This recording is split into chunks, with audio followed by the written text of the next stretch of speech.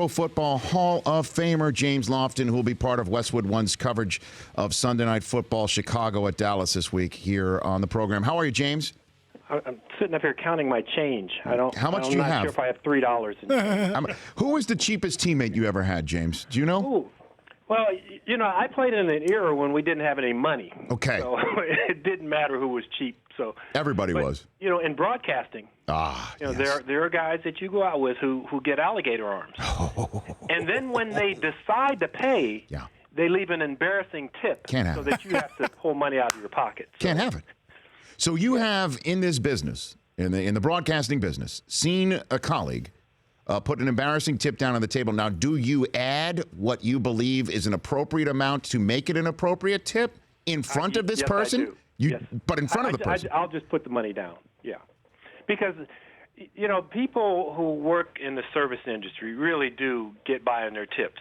Just like when you're trying to exit a parking garage and you didn't even pay to go to the movie, and then you tell them that you were at a movie, but you didn't pay to go to the movie. So there's no, where's your ticket? Oh, I didn't get a ticket, but I was at the movies.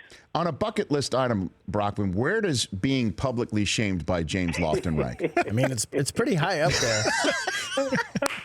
James used to be my favorite, broadcaster, but not anymore. Okay. Very good. James, so far 2 weeks into this season, what have you seen that is the most surprising aspect that you've seen with your own two eyes, I guess, James? So after 2 weeks, we have 8 teams that are 2-0 and 8 teams that are 0-2.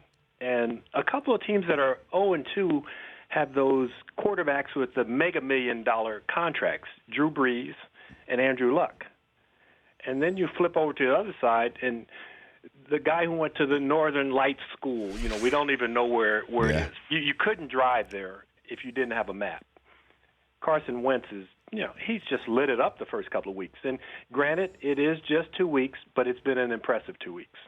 And I can't understand how we see somebody with 6 preseason series and 24 snaps. Right.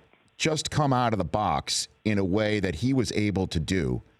And again, with all due respect to what's going on at the Rams, Goff isn't even ready yet. And I mean, that's a head scratcher, and it doesn't mean that Goff isn't going to be maybe in a bust room with you one day or not. But I'm sort of wondering how something like that is happening. And think about the preseason rosters. The deck was really stacked against Carson Wentz being the starter. You had Sam Bradford in place. You have Chase Daniel, who is the highest paid backup in the National Football League. And then you switch out to the Los Angeles Rams, and they have Jared Goff. And who else do they have? Unless you watch Hard Knocks, you don't know who else is playing quarterback there. So it is head-scratching, but I'll have to give a little clap to Doug Peterson, Frank Reich, and John DeFilippo, the head coach, offensive coordinator, and the quarterback coach, because they all are working with this guy a little bit. And when he was third string, probably the guy who was working with him the most was John DeFilippo, the quarterback coach. James Lofton joining me here on the Rich Eisen Show. How do you think Jacoby Brissett's going to perform on a short week in his first career start on Thursday Night Football to kick off Week 3 tomorrow night? Think about college guys. What do they like to do? They like to play Madden. And when they play Madden and they play against the Houston Texans or they play as the Houston Texans, they just demolish the quarterback. So he's going to line up and he's going to look over at J.J. Watt. And there's going to be a moment of uneasiness in his stomach. And if we could put a microphone on his stomach, we'd hear some rumblings. And then the snap hits, and then he'll find Edelman wide open for a touchdown. I mean, that's the way things have been. In all seriousness, I don't mean to denigrate Houston, but it just seems to me that the Patriots always are immune to what would sink another team in the National Football League. And Week 1 against Arizona in Arizona was the latest case in point, James. Well, you miss a field goal because you get a high snap late in the game. Let's not forget about that. So that could have gone on the other side of the ledger. Now, they did just wipe out Miami, even though they let Miami back into the ball game. There were a lot of us that thought, we looked at the schedule, we thought, okay, 2-2, 1-3. Even if they go 0-4, they're still going to make the playoffs. And now that they're 2-0, we're looking at it and we're going, okay, is it really next man up and just plug and play with all these players? I think we'll see. And it'll be interesting to see how well LeGarrette Blount can run the ball against the Houston Texans. We're kicking back with James Lofton, again presented by DirecTV NFL Sunday Ticket here on the Rich Eisen Show. What is going on in Western New York with Rex bouncing his offensive coordinator after just 2 weeks? Then you hear the owners the day after are meeting with players without Rex in the room, and Rex says, that's cool, that's fine. Well, what do you think's going on in one of your former places of business, James? Well, I was back there Thursday night when they retired Bruce Smith's number, and a number of the coaches on the coaching staff I got to talk to before the game because I'm just down on the sideline. I know some of the guys. I don't know if anybody knew that there were some ill winds blowing because obviously you hadn't played the game. You had lost in week 1 where you had no offensive output. And then you have a 80-yard touchdown pass. You have a 70-yard touchdown pass. Granted, you don't convert a lot of third downs, but when you have big explosive plays like that, somebody's called them and somebody's executed them. So a surprise that he was shown the door, but, stranger things have happened. And when you have closed-door meetings, you're trying to get an assessment of perhaps who would take over this ship if you did let Rex and Rob go. And just putting 2 and 2 together, though, James, when you see an offensive coordinator bounced after players have met behind closed doors without the coach in there, it certainly sounds like the coach had nothing to do with the firing of the offensive coordinator. Would you agree with that assessment? I don't know. When you read between the lines a little bit, yep. like we tend to do in this business, we can come up with almost any story. He was one of the highest paid offensive coordinators in the league. I think he may even be the highest. So the Pagulas are still on the hook for that. They have a lot of money invested in Rex and Rob also. So if you are to cut the ties, you should know who's next. And even if it's a guy who's an intern for this year, you kind of are looking past that, and maybe you know who's next after that. Mm-hmm. Wow.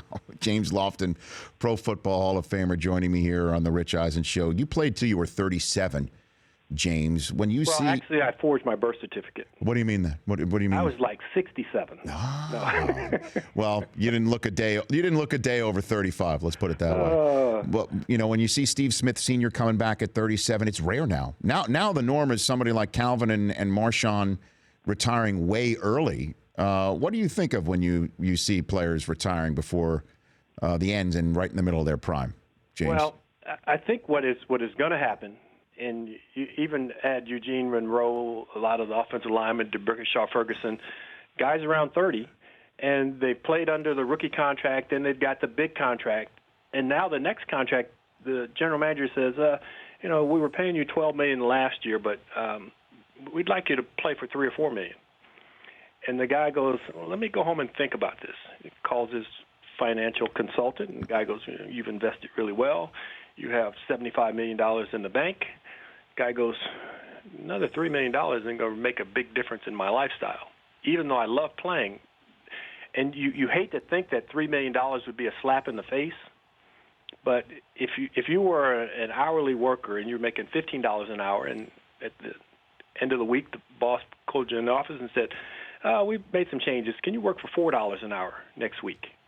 You say, no, I don't need that. So I think that's happening with a lot of players, that they're going to get to that juncture when they're around 30 years of age and they're in good physical and mental health, and there are going to be a lot of guys who are in their prime walking away from the game. And you're also, I work with Kurt Warner, as do you, on Westwood One. He got phone calls after he retired from teams trying to get him out of retirement. and I wouldn't be surprised if Peyton Manning's received a phone call already, even though he's wearing that robe on these DirecTV commercials. Did you ever get a call after you retired to say, hey, James, how about one more year? Did you ever get that? My last calendar year, in January, I played with the Buffalo Bills in the Super Bowl. In July, I went to training camp with the Los Angeles Raiders. I played 3 games with the Los Angeles Rams and 10 games with the Philadelphia Eagles. So I was actually making phone calls, trying to get one more year. Yeah, no kidding, huh? You were the one making the calls. Yeah, I was making calls. So nobody called. But you know what I did? I moved to Dallas after I retired. and Alvin Harper got hurt. They had Alvin Harper and Michael Irvin. Alvin Harper got hurt, and I thought to myself, I'm in good shape. I'm close. I should call somebody over there. And? I resisted. You resisted. Yep. Oh, okay. Well, now you're going to be working in Dallas on Sunday night for Westwood One Bears at Dallas Cowboys. Last one for you. If Brian Hoyer performs well over the next 2-3 weeks, yes, would you go back to Jay Cutler based on everything over the last several years if you were the Bears, knowing that this could be the end of the Cutler administration, James? Sure, I would, because I want to get my money's worth out of him. And I think you want the fan base to see that either he's a guy that we're going to go forward with, or it really was the end of the line and we made a smart decision in going in another direction. So you'd go back to him? Oh, yeah. Okay. James, thanks for calling in. Love chatting with you. We'll chat again soon. Rich. You got it. And I've got my $3 so I can get out of the parking garage. Yeah, no, you know what? It's okay. Brockman has it. He's just got to pony up. You know what I'm saying? And maybe he should have picked a movie ticket up off the floor so that he could have gotten out of the parking garage. Look at James Lofton, crafty James I'm an honest Lofton. man, James. Uh-huh. And a cheap one. Right. You told him that you were at the movies. That's right. You didn't tell him that you got in free. Thanks, James. All right. Thanks for calling. All right, guys. You Thanks got a it. lot. You got it. Again, DirecTV NFL Sunday Ticket is a way you can watch your favorite team no matter where you live. Watch every Sunday Ticket game live on any device, laptop, tablet, phone, game console. You can watch it right there on your phone. Every touchdown, all in one place. And then there's NFL Sunday Ticket Max for you to help you with your fantasy team. DirecTV Fantasy Zone is a challenge entirely devoted to fantasy football, exclusive to DirecTV with NFL Sunday Ticket Max. Enjoy every live out-of-market game every Sunday with NFL Sunday Ticket, only on DirecTV. We're 2 weeks in, people. What are you waiting for? Call 1-800-DirecTV right now here on the show. The Rich Eisen Show, weekdays at noon Eastern on Audience.